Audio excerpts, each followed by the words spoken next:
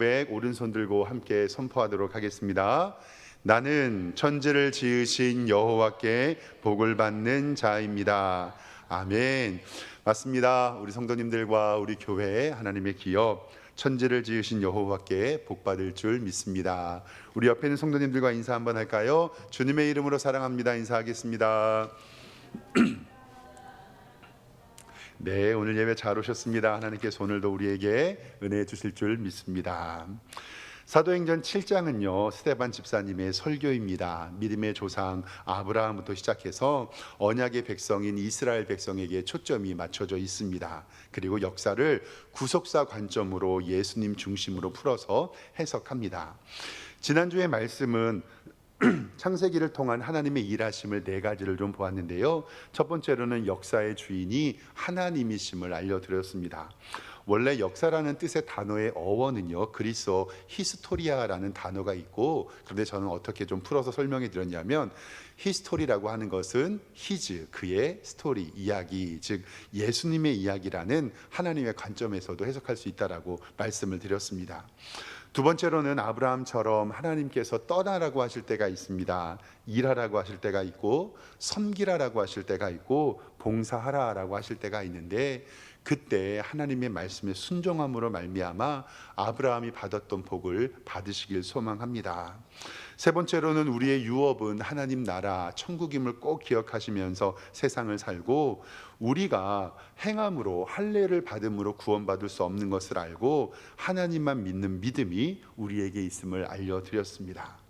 오늘 말씀은 출애굽의 역사를요 구속사의 관점으로 풀어줍니다. 쭉 읽어도 영화 보는 것처럼 이스라엘 역사가 바라보게 되는데요, 오늘 17절 말씀에는 이렇게 기록이 되어 있습니다. 17절에 보면 하나님이 아브라함에게 약속하신 때가 가까우매 이스라엘 백성이 애굽에서 번성하여 많아졌더니, 18절에 요셉을 알지 못하는 새 임금이 애굽의 왕위에 올랐다. 요셉이 그의 식구들 75명을 데리고 애굽으로 가죠. 그리고 7년 대흉년과 7년 풍년과 7년 흉년을 기억하고 큰 창고를 지어서 애굽에서 번성하게 되지요. 그런데 오늘 말씀 7장 18절에는 요셉을 알지 못하는 새 임금이 애굽 왕위에 올랐고 그들이 핍박을 받았다라고 기록되어 있습니다. 오늘 말씀은 간단하게 세 가지 정도만 하나님의 말씀 살펴보도록 하겠습니다. 첫 번째로 기억해야 할 것은 뭐냐면 세상의 학문의 가치도 중요하다라는 사실입니다. 제가 어렸을 때 기억하는데 80년대 90년대 초에는요 교회 문화와 세상의 문화가 조금 충돌할 때였습니다. 청년들은 교회의 기타와 드럼 그리고 OHP 필름이나 이런 프로젝터를 사용해서 예배를 드리기를 원했거든요. 그런데 지금도 생생하게 저는 기억해요. 그때 어르신들이 락 밴드 음악하는 드럼을 어떻게 예배당에서 사용하느냐, 기타를 어떻게 예배당에서 사용하느냐, 혹시 그때 그런 고민이 있었던 거 기억나세요? 지금은 자연스러운 현상이 됐죠.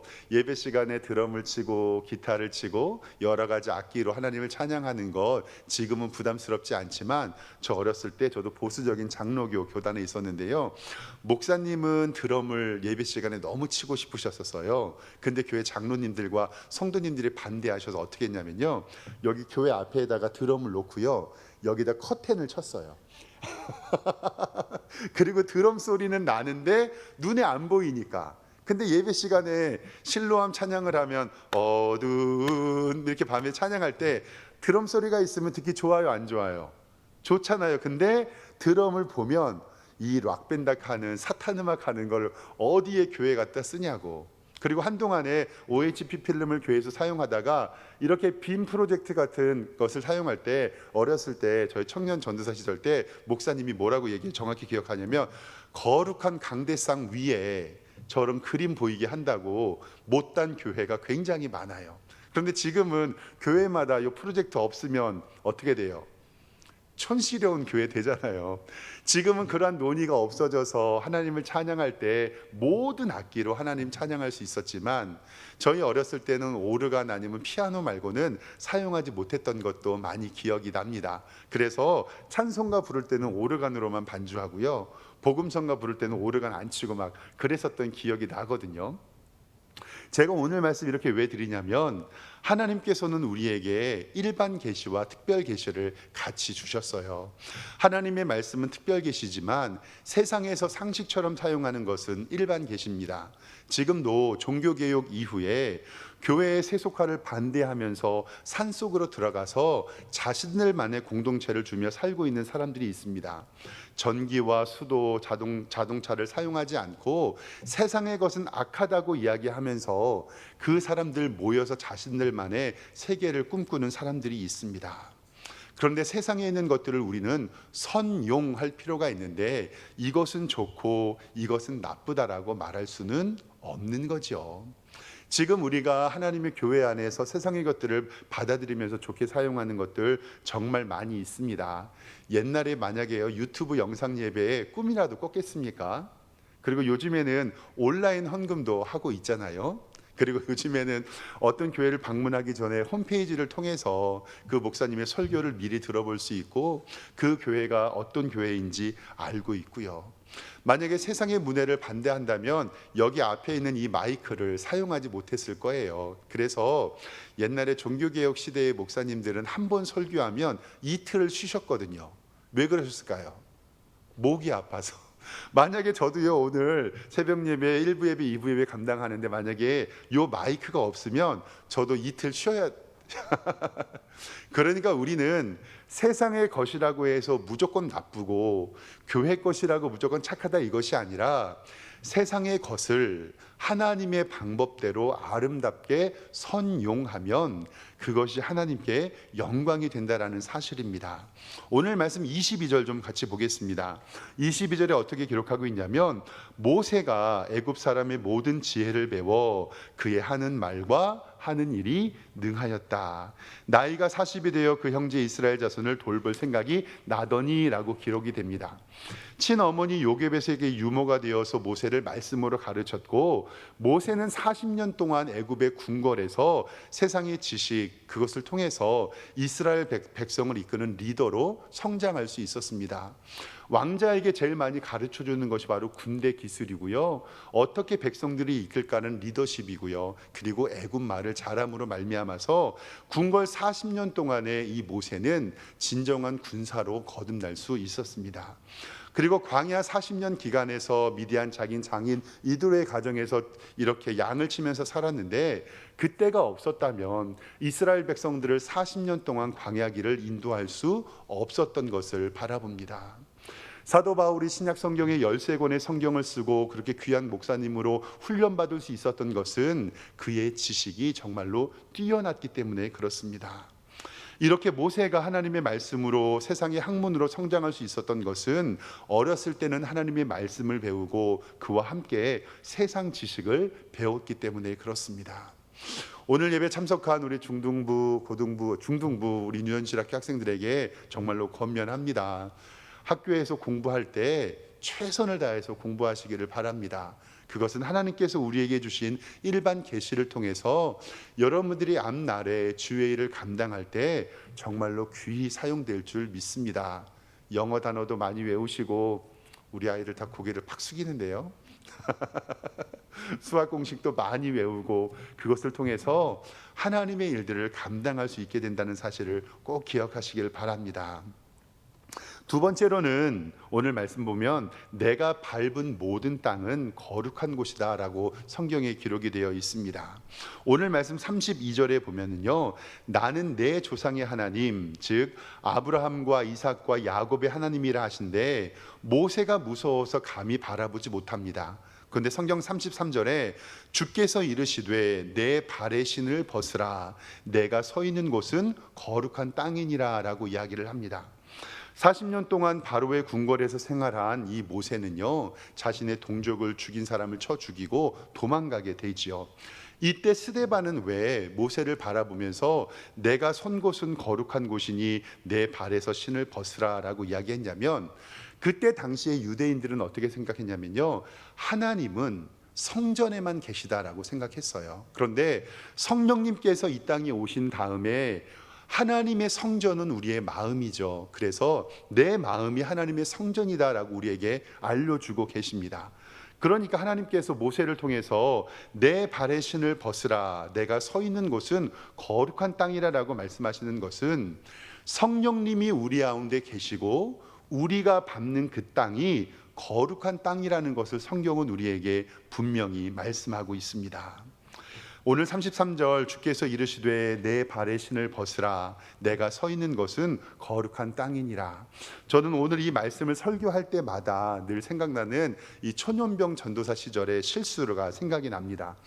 저는 신학교 2학년 때 대학교 2학년 때부터 교육전도사 사역을 시작을 했거든요. 그때 이제 설교 노트를 아직도 가지고 있는데 출애굽기 3장 오늘 이 말씀을 가지고 제가 설교를 했어요. 내 발의 신을 벗으라라는 제목으로. 근데 그때는 이제 원어도 잘 모르고 영어 성경만 읽어보면 될 텐데요. 요 성경의 영어 성경에 어떻게 써 있냐면 내 발의 신을 벗으라라는 말이 Take off your sandal이라고 되어 있어요. Take off, 벗어라 your sandal, 너의 이 샌달. 그러니까 네 크록스 신고 있는 거 벗어, 이 뜻이거든요.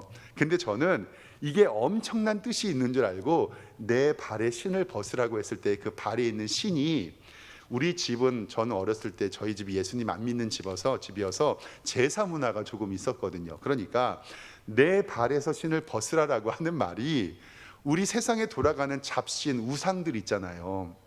그걸로 해석을 한 거예요. 그렇게 설교했어요. 왜 여기저기 돌아다니는 이 신발, 소위 말하는 무당들이 말하는 잡신. 그러니까 설교할 때 어떻게 했냐면 하나님께서는 내 발에서 신을 벗으라고 하십니다. 우리 주변에 있는 온갖 잡신이 우리 신발에 붙어 있는데 우리는 그것을 떼어 버려야 합니다. 지금 생각하면 정말 신학적으로 맞지도 않고 원어에도 맞지도 않는 이러한 설교 21살 때 지금 생각하면 너무너무 창피해가지고, 그래서 지금은 설교하기 전에 꼭 원어를 보는 습관이 생겼는데요. 근데 이렇게 설교를 해도 그때 성도님들이 아쉬움에도 불구하고 아멘 해주셨어요. 근데 한번 생각해 보세요. 하나님께서는 내 발의 신을 벗으라고 하십니다. 우리 주변에 있는 온갖 잡신을 우리 신발에 붙어 있는데 우리는 그것을 떼버려야 합니다. 조금 은혜 안 됩니까? 스데반 집사님은 모세를 예를 들어서 설교하는 이유는 아까 말했던 것처럼 하나님은 성전 안에만 계시는 분이 아니라 지금 우리의 마음속에 성령님을 보내주셔서 우리와 함께 계시는 줄 우리는 믿습니다. 그리고 오늘 여러분들께서 예배를 마치시고 문을 열고 나가시고 여러분이 밟는 그곳이 거룩한 땅이고 하나님의 성전이 될 줄 믿습니다. 여러분의 가정, 여러분의 기업, 여러분이 섬기는 직장, 그리고 여러분의 교회가 하나님의 성전이라는 사실 꼭 기억하시길 바랍니다. 그래서 마태복음 18장 20절에 두세 사람이 내 이름으로 모인 곳에 나도 그들 중에 있다 하신 하나님의 말씀이 인정되는 것입니다. 이번 한 주도 여러분이 밟는 그 모든 땅이 하나님의 성전이며 하나님께서 머무는 땅임을 기억하시길 바랍니다.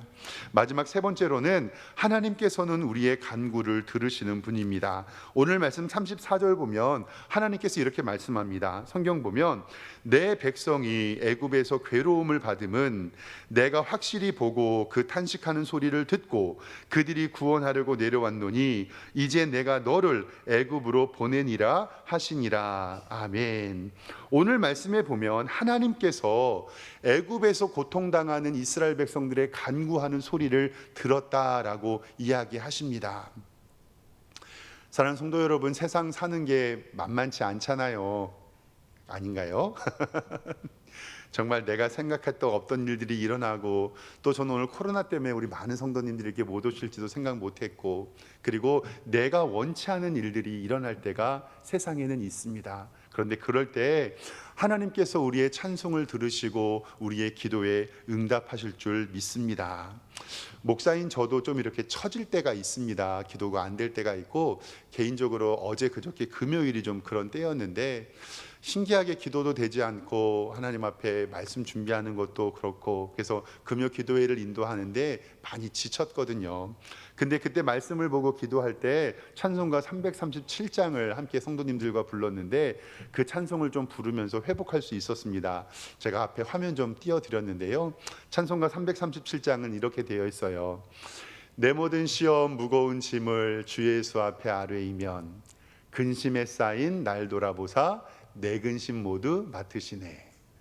무거운 짐을 나 홀로 지고 견디다 못해 쓰러질 때 불쌍히 여겨 구원의 주리 은혜의 주님 오직 예수. 아멘.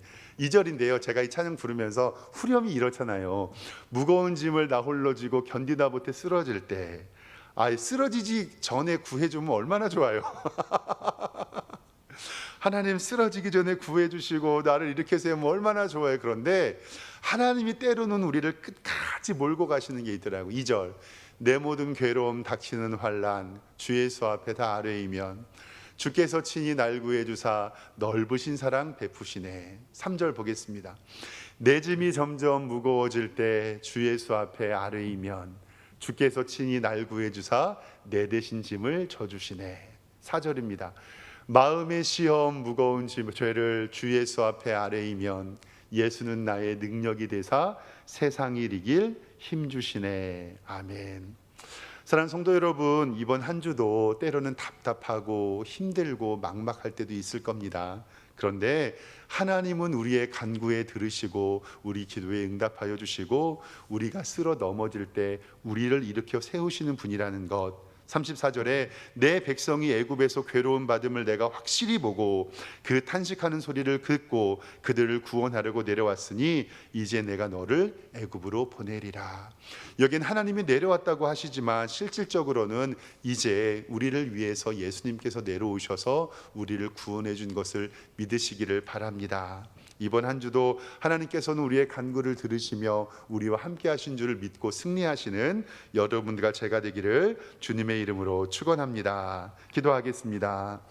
하나님 아버지, 은혜와 사랑에 감사합니다. 이스라엘 백성의 출애굽의 역사 가운데 함께하여 주시고 하나님의 큰 뜻을 이루게 하시니 감사합니다. 힘들고 지치고 어려울 때 불쌍히 여겨 구원해 주시는 이는 예수 그리스도밖에 없음을 고백합니다. 하나님께서 이번 한 주도 승리하게 하여 주시고 주의 영광 나타내는 복된 한 주 될 수 있도록 인도하여 주시옵소서. 예수 그리스도의 이름으로 기도드리옵나이다. 아멘.